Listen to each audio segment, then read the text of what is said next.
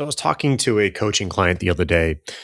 Great guy, runs a great landscape business, does great work, but he is just burned out. I can hear in the frustration and just the tone of his voice. He's been working 60, 70, I don't even know, maybe 80 hours a week, and he feels like he just can't get ahead.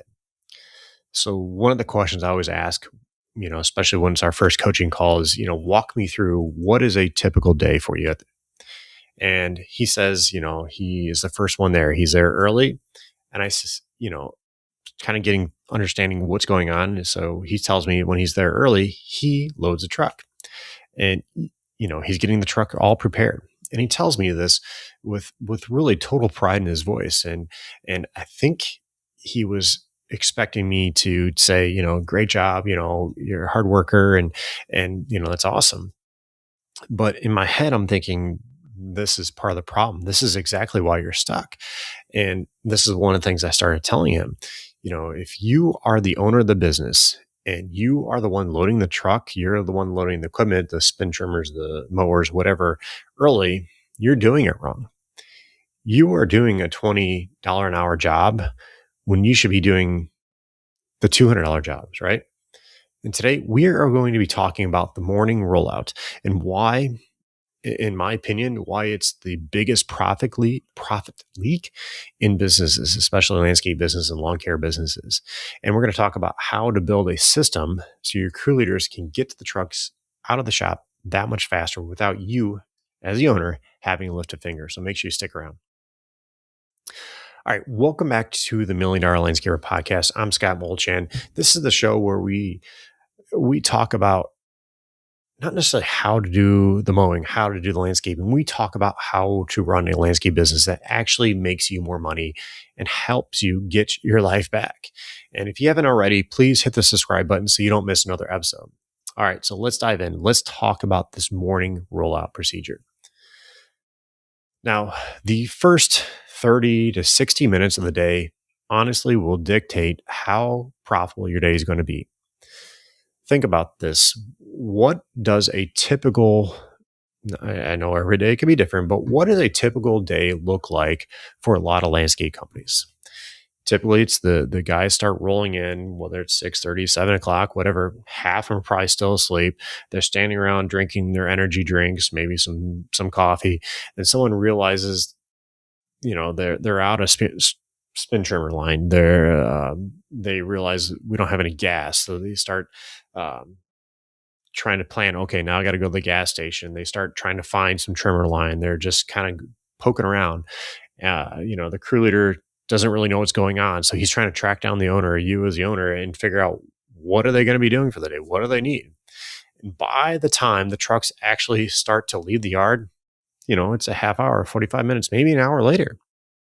Now, you just paid your entire crew for an hour work and not a single blade of grass is cut. Not a single plant was installed. No revenue has been generated. And what I want you to do here is to think about the math here for a second. If you have a 3-man crew and you're paying them an average, just to say $20 an hour, that's $60 a day you are losing to just having a disorganized morning. Multiply that by 5 days, that's $300 a week. Multiply by 30 weeks of the season, that's $9,000 of pure profit gone. It's vanished just from one crew standing around in the morning. Now think about this. If you have a crew, 3 crews, 4 crews, you could be losing $30,000 a year. And that's just hard labor costs. That doesn't even consider any of the opportunity costs of the jobs, just because they couldn't get there because they started late, or perhaps the overtime now you're gonna have to pay on Friday because they, always an hour behind from their schedule. A chaotic morning is probably one of the most expensive habits in the landscaping business. And trust me, I have been there. This is something that I learned early on from a mentor of mine. I went to a shop tour and saw how quickly, how fast their crews were rolling out. And it really got me thinking and looking at our business, how chaotic it was in the morning. And I always remember looking back when I first started really coming in the business after I got out of high school and started helping my dad. Everything went through my dad. And my dad was getting frustrated because we're all going to him like, hey, what do we need? How much of this? How much of that? What truck or trailer? What skid steer? What tractor? Whatever we're taking for that day. And he's getting mad because we're asking him. So I'm like, we got to figure this out. And like I said, after going to visit another landscape company and seeing their processes and their procedure, it is a game changer. So how do most owners go about trying to fix this? A lot of them start off doing exactly what my client did. They say, my guys are too slow in the morning. I'm just going to do it myself, right? They start showing up before the crews. They start loading the trucks. They start mixing the gas. They start greasing the equipment. They start sharpening the blades, whatever. They get the route sheets ready. They become the ultimate shop person, the ultimate shop boy, if you will. And yes, the trucks get out of the yard faster, but at what cost? And when you do that, you are training your crews, honestly, to be helpless, to rely on. You are teaching them that they don't have to take responsibility for their own equipment because the boss, they're just going to do it for them. And more importantly, you're stealing time from the things that actually help grow your landscape business. As your owner, your job is sales. Your job is marketing. Your job is customer relationship. Your job is looking at the numbers and figuring out how to make the routes tighter, how to make the jobs more profitable. And you cannot do any of these things if you are already mentally burned out by 9 a.m. because you spent the last few hours loading the trucks and getting things going for your crews. You honestly have to fire yourself from that morning rollout. All right, Scott. So if I'm not doing it, who is? This is your crew leaders. This should be your senior people. This should be your head foreman, whatever you like to call them. This is what honestly separates a driver from a true crew leader. We call them crew leaders in our business, but a driver just steers a truck, right? A crew leader actually manages the truck. They manage the equipment. They manage the crew that is on that truck. The crew leader should be the ones that is arriving a little bit early. Just for example, most of our crews would start at 7 o'clock. Our crew leaders were required to be there at 6:45. We had them start 15 minutes early. That 15 minutes of their time is to help them understand what their route is, what jobs they're going to, what crew is going with them, what exactly is going on. We would have myself, my dad, or another salesperson, designer be there early. That way, if the landscaping crew leaders had any questions, they can come ask us and get clarification on. That way, when the crews actually started showing up at 7 o'clock, the crew leaders are now directing the traffic, if you will. They're the ones that are going to be telling, hey, John, go get the skid steer loaded up. Paul, I want you to check the oil in the mowers, make sure the gas cans are filled up, and make sure we got spin trimmer line, whatever. Your crew leader is essentially the quarterback, but they can only be the quarterback if you give them the playbook, right? And that brings us to really the most important part of this whole system, and that is the morning rollout checklist. This is the checklist of all checklists. This is something that you must have. We want to take a quick second to tell you about our friends over at Cycle CPA. I can't even express to you how important it is to have a good accountant on your side. You know you want accurate bookkeeping and financial statements every month. Instead, you're often left with limited time to focus on the accounting side of your business and no reports to show for it. At Cycle CPA, the landscaping accountants, they not only handle the bookkeeping, but also provide landscape industry benchmarking, job costing, financials by service line, advisory meetings, and much more. Cycle CPA has a team of landscaping accountants available to provide anything from bookkeeping to CFO services. Visit cyclecpa.com and for $100 off, mention the $1 Million Landscaper podcast. No, you cannot just go tell your guys, hey, you guys need to get the hell out of here faster. We need to get moving. When you do this, they look at you like, well, I don't know. I don't even know what that means. What do you want me to do? We're trying to go as fast as we can.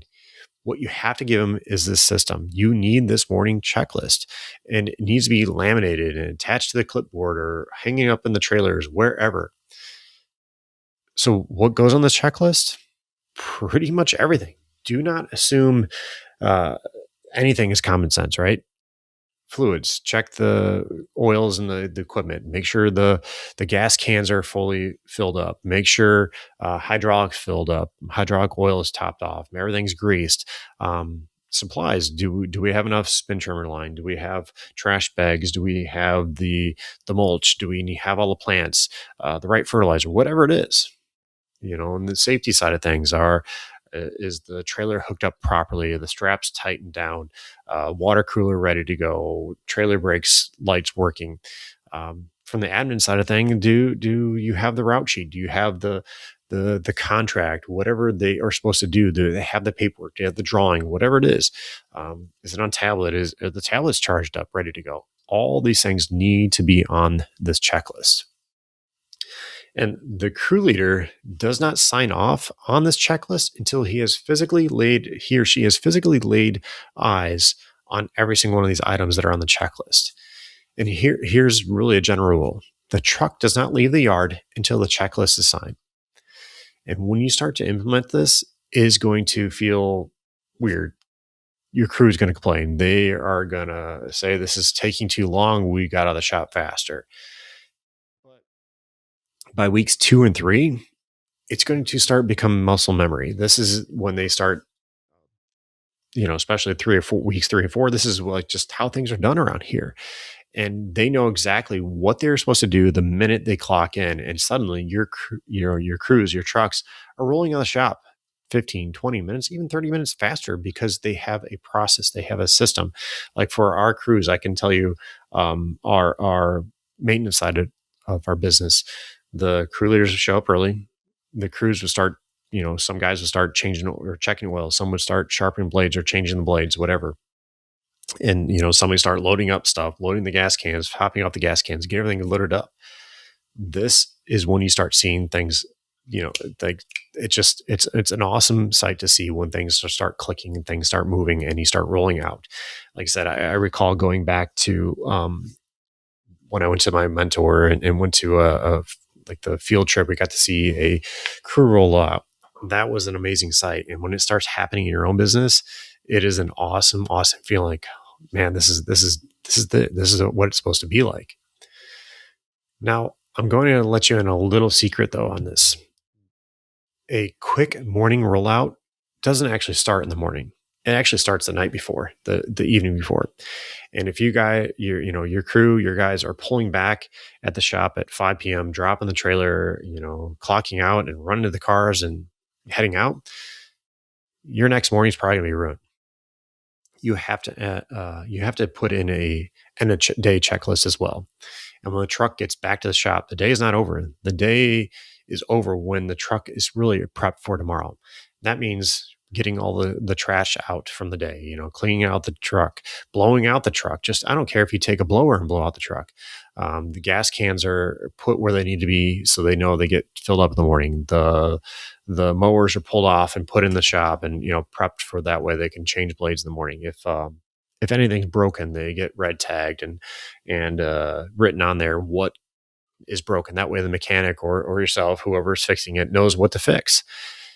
If you force your crews to prep at the previous day, that morning rollout becomes nothing more than just a quick double check. And yes, you might be paying your crews an extra 15 minutes at the end of the day, but I promise you, paying them 15 minutes at the end of the day, when they're already in work mode and they're ready to get the hell out of there, it's going to be a lot cheaper because they are going to do everything as quick as possible so they can get the hell out of there, go do whatever they want to do, go spend time with their family, go whatever. It makes it a lot faster. Now, if you are the owner who has been doing everything yourself, you can't just stop showing up tomorrow and expect it all to work, right? You can't just make this checklist and say, go do it. You have to transition them. You have to transition everything to your crew leaders. And here's what I suggest you do. Week 1, you do it with them. You introduce the checklist and not just your crew leaders, to your team as well. Explain why we're doing this, what the benefits are. And you stand there and watch your crew leader and you walk them through together. You show them what the standard is, what you would be doing. Week 2, You watch them do it. You don't touch a single piece of equipment. You don't touch anything, grease anything, load anything up. You stand there with your coffee or energy drink, and you watch your crew leader run the checklist. And if they miss something, you don't fix it for them. You point it out and tell them to fix it, right? And to make sure they don't miss anything. Week 3, you stay in your office. You're at the shop, but you're inside. The crew leader has to bring you that signed off checklist, letting you know that everything is done before they're allowed to roll out, before you give them the keys to the truck, whatever it is. Week 4, you don't even have to be there, right? Because they know exactly what's going to be done. And when you reach that week 4, everything changes. You can wake up, you can have breakfast, go to the gym, whatever. You sit at your desk and actually work on what you need to be doing. Work on getting back to this customers, work on marketing plans, work on that design, whatever it is. You are no longer that shop boy. You are now the CEO. You are the owner of this business. So I understand building these kinds of systems, the checklists, standard SOPs, whatever, and holding your crew leaders accountable, it's not easy. It does take some discipline from you. It takes discipline from them. And if you are struggling to figure out how to build these systems or how to price jobs so you can actually afford to pay a real crew leader to really take this off your plate, that is exactly what we do in our Profits Up Inner Circle and our Profits Up estimating program. We help you get your numbers right. We help you get through your operations right so you can stop working these 70, 80 hours a week so you can actually start running your profitable business. We'll have the link in the show notes, so make sure you guys go check it out. All right, guys. So this wraps things up. Your time as the owner is the most valuable asset the company has. Every minute you spend, loading that piece of equipment, that spin trimmer, is a minute you are not spending the time growing your business. So stop doing your crew leader's job, build the checklist, enforce the evening prep, and get your mornings under control. And when you fix this, fix that 30 to 60 minutes of the day, the rest of the day is going to really start taking care of yourself. All right, guys, go make it happen. Hope you have a great week, and we'll talk to you soon.